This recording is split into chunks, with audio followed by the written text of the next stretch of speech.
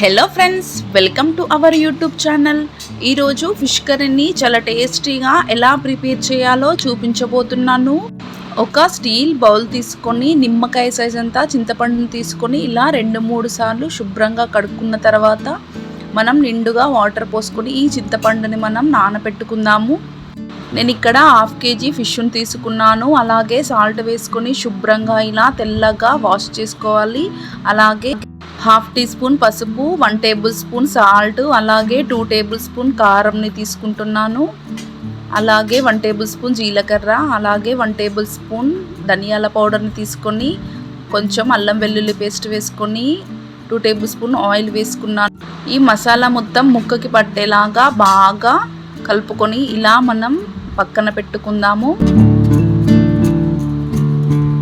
ఇప్పుడు స్టవ్ పైన ఒక మందపాటి కడాయి పెట్టుకొని 2 టేబుల్ స్పూన్ ధనియాలు, 1 టేబుల్ స్పూన్ మెంతులు, 1 టేబుల్ స్పూన్ జీలకర్ర, అలాగే 4-5 ఎండుమిర్చిలు కూడా వేసుకొని ఇలా మనం దోరగా ఫ్రై చేసుకోవాలి. ఇలా ఫ్రై అయిన తర్వాత మిక్సీ జార్లోకి మనం షిఫ్ట్ చేసుకొని 4-5 వెల్లుల్లి రెబ్బలు వేసుకోవాలి. ఇలా కచ్చపచ్చగా మనం గ్రైండ్ చేసుకోవాలి. ఇదంతా మనం ఒక బౌల్లోకి షిఫ్ట్ చేసుకొని పక్కన పెట్టుకుందాము. అలాగే 2 పచ్చిమిర్చి ముక్కలు, ఒక పెద్ద ఉల్లిపాయని కూడా తీసుకొని మనం మెత్తగా ఫైన్ పేస్ట్ తీసుకొని పక్కన పెట్టుకుందాము. అలాగే ఫిష్ కర్రీ కోసము ఒక మందపాటి కడాయి పెట్టుకొని 3 టేబుల్ స్పూన్ ఆయిల్ వేసుకొని 1 టేబుల్ స్పూన్ జీలకర్రను కూడా వేసుకోవాలి. ఉల్లిపాయ పేస్టు, అలాగే 4-5 కరివేపాకు రెబ్బలు వేసుకొని ఇలా మనం పచ్చివాసన పోయేంత వరకు బాగా ఫ్రై చేసుకోవాలి.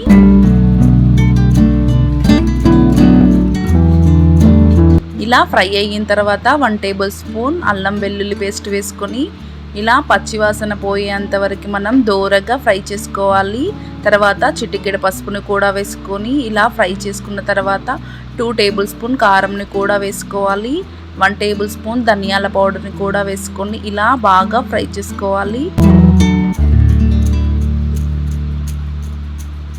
మనం ఇలా దోరగా ఫ్రై అయిన తర్వాత చింతపండు రసాన్ని తీసుకుందాము. అలాగే 2 కప్స్ వాటర్ని కూడా వేసుకొని ఇలా బాగా మనం మరిగించుకుందాము.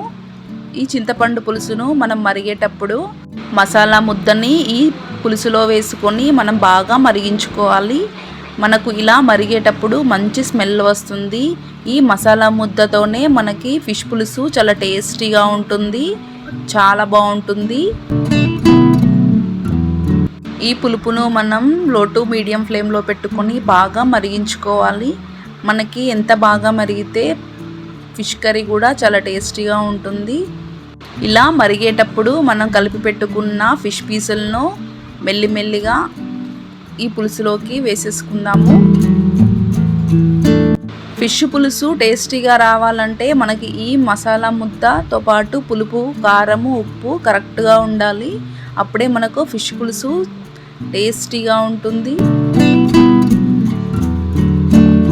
ఇలా మనం చెక్క గరిటెతో మెల్లిగా కలుపుకోవాలి, లేదంటే ముక్కలు విరిగిపోయే ఛాన్సెస్ ఉంటాయి. మనం ఎక్కడ గరిటెని యూజ్ చేయకూడదు. ఇలా ఫిష్ పీసులు అన్నీ వేసుకున్న తర్వాత మనం ఇప్పుడు మరిగించుకుందాము.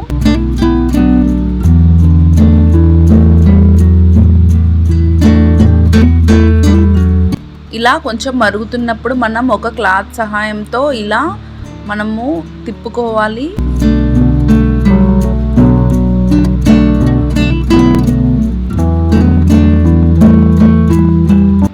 సాల్ట్ ఇప్పుడే వేసుకోవాలి, ముక్కకి బాగా పడుతుంది. 1 టేబుల్ స్పూన్ సాల్ట్ని కూడా వేసుకొని ఒకసారి చెక్క గరిటెతో మనం మెల్లిగా కలుపుకోవాలి.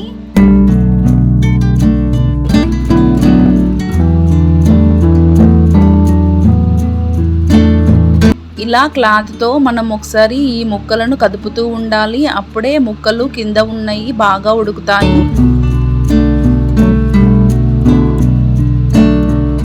ఫిష్ చూడండి, కలర్ కూడా చేంజ్ అయిపోయింది. ఫిష్ ఉప్పు, కారం చాలా బాగా పట్టింది కదా. ఈ ఫిష్ కర్రీని ఈరోజు కాకుండా మరుసటి రోజున తింటే ఫిష్ కర్రీ చాలా టేస్టీగా ఉంటుంది, చాలా బాగుంటుంది. అంతే, ఈ ఫిష్ కర్రీలోకి మనము 1 టేబుల్ స్పూన్ గరం మసాలాని కూడా యాడ్ చేసుకొని మరొకసారి ఇలా తిప్పుకోవాలి. మనం ఎక్కడ కానీ గరిట అస్సలు పెట్టకూడదు. ఇప్పుడు గుప్పెడంతా కొత్తిమీరని కూడా వేసుకొని మరొకసారి తిప్పుకోవాలి. అంతే, మనం ఫిష్ కర్రీ రెడీ. మనకి ఈ సూపు ఈ విధంగా ఉంటే సరిపోతుంది. ముక్క చూడండి ఎక్కడ విరిపోకుండా చాలా బాగుంది. మనకి ఈ విధంగా ఉంటే సరిపోతుంది. మనకు చల్లారిన తర్వాత పులుసు కూడా థిక్నెస్ పెరుగుతుంది కాబట్టి అంతే, మనం సర్వింగ్ చేసేసుకోవడమే. ఈ ఫిష్ పులుసును మీరు కూడా తప్పకుండా ట్రై చేయండి, చాలా బాగుంటుంది. తప్పకుండా ట్రై చేయండి ఫ్రెండ్స్. నా వీడియోని లైక్ చేయండి, షేర్ చేయండి, అలాగే సబ్స్క్రైబ్ చేయండి. Thanks for watching.